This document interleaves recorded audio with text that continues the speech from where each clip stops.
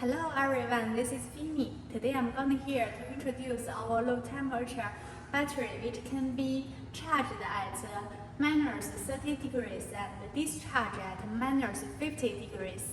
As we know, in most countries, it is very cold in winter. But our standard series battery can only be charged at about 0 degrees. In cold outdoors, it was limited to use. Since we developed the low temperature cells which is suitable for cold outdoors. With our low temperature cells, the discharging efficiency is very high. It is greater than 90% when the discharging temperature is at -50 degrees. It supports 3 times our capacity discharging rate in the temperature range from -50 to 60 degrees. It supports max 3 times our capacity. Instantaneous discharging rate can last 30 seconds.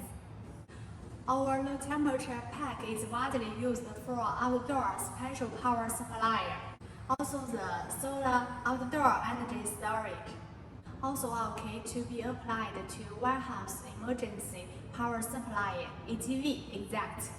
This is the introduction with our low temperature cells. We also have another choice. It's standard cells with the heating function.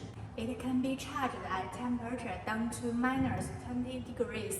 It features proprietary technology that draws power from the charger itself, requiring no additional parts.